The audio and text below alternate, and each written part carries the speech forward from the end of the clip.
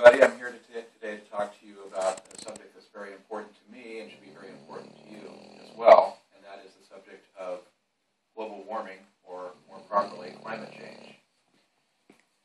I'm here today with my wife and my young son, and my wife and I probably won't be affected that much because we're older and probably by the time the worst things happen, we will be long gone.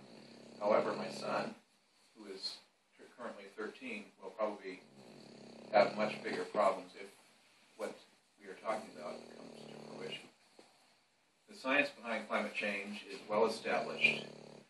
There is broad scientific agreement across many different spectrums of science. In fact, 85% of climate scientists now are unequivocal in their belief that climate change is real. This is a change from only 56% as recently as 2003. So as more science comes in, we are more and more convinced, the scientific community is more and more convinced, that climate change is in fact real. We have a lot of evidence to back this up as well. I'm going to present to you a chart that demonstrates climate change from 1850, which is largely regarded as the beginning of the Industrial Revolution, until the present. On the chart, there are two different measurements. On the left-hand side, in red, is the temperature difference from 0 to 2.75 degrees of temperature change. And this is the 0 is the baseline, the temperatures in 1850. On the other side, we have global CO2 concentrations measured in parts per million, from 260, which is the same start date, up until 380, which is what we have in our atmosphere at this time. Now, if you look at the chart, you'll see that early on, there was not a whole lot of difference in CO2 concentrations or temperature. The temperature rose between 1850 and 1900 only 1/4 degree, which is really insignificant. Actually, not 1/4 degree, but 1/8 of a degree. And you'll also see around 1900, actually, global CO2 dropped for a certain amount. This was due in large part because we had a global time, but the temperature continued to rise. But beyond that, we have in 25-year increments a measure of global temperature in red and global CO2 concentrations in green. And as you can see, as CO2 increases, so too does temperature, usually as a lagging indicator because the CO2 increases, and then after that we have a global temperature rise. And now I have been using 25-year time cycles, but beginning from 1975 to 1990, we have it in 10-year increments. And you can see that between 1975, we have the temperature has increased 1.5 degrees, and now, in a 30-year span, it's increased to 2.75 degrees from that span. So we're actually increasing in the rate of temperature increase as time goes on in a much shorter period of time. This first 150 years, we had a raise of 1.25 degrees. We've had another full degree increase in the last 30 years. So if the trend continues, we could probably see increases as much in the next 100 years from what we have now. Okay. So that ends that portion of the presentation.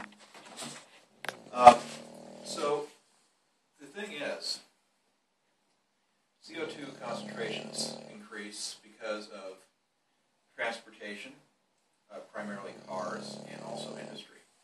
And so, if we're going to deal with global warming in any significant way, we have to find different ways to get around, different ways to manufacture things, and different ways to create energy, namely electricity. One of the problems is a lot of people now are going to electric cars, and of course we have various other electric devices that we use. So you would think that the best source of energy would be electricity. The problem is that in the east coast of this country, most of our electricity is generated by coal-fired power plants. So even if you had a full electric car, you're still using producing CO2 producing plants to make that electricity. So it's really not a good trade-off. So what we really need to do is we need to go to alternative sources of energy, in my opinion. With today's technology, we could produce solar energy in massive quantities. We could do wind power, which I think is one of the more promising things. So in 2010, Walter Deal wrote an article called Wind Power and Energy Resources. He figured that if we were to go in a big way to wind power, we could create as many as 100,000 jobs to make windmills in this country. Now this is just for the construction of the windmills. Of course, like any other thing, it needs to be maintained. So there could be tens of thousands of jobs that cannot be outsourced, just maintaining the windmills. There's another interesting study done by the Newell brothers, Ty and Ben Newell, in Illinois, and they created what they call the Equinox House. And this was a demonstration project showing that one house could create all of its energy needs and enough to power an electric car with just using solar power. They were able to accomplish this and provide all their heat and actually have a surplus. And this was in Illinois where it gets very cold in the wintertime. So these are just a couple of demonstration projects that I think show great promise for the future. But really, you know, what are we thinking about here? So yes, we need to do other sources of energy, but also, what happens if we don't do anything right now? Well, the EPA estimates that if we continue on the current path, we will have massive famines, drought, much worse hurricanes, tornadoes, and all kinds of things across the globe. Our sources where we grow most of our food will become barren lands, and in much of the earth, the glaciers will melt, and this provides the water for millions of people. Not to mention, with the melting of the polar ice caps, sea level will likely rise, and this will in turn flood a lot of our coastal cities, which is where the majority of populations tend to live right now. So the time to act is now. We really need to do something about this problem. We need to stop denying that is the truth and do something about it right away. Is there any questions? Yes? Are there any communities in the whole world where they are producing all of their energy by either solar, wind, or a combination of such? There is no place currently. Iceland produces all of its power from geothermal energy because they are a volcanic island. So they were able to do that. Places in Northern Europe, however, like Germany, are producing, at this point, about 25% of their energy with solar, primarily, and wind power. And they plan to increase that to 50% in the next 10 to 15 years. It's probably unrealistic to think that we could ever completely use these sources at all, or things like air travel and that sort of thing. It's just really makes it be difficult to make an electric plane, for example.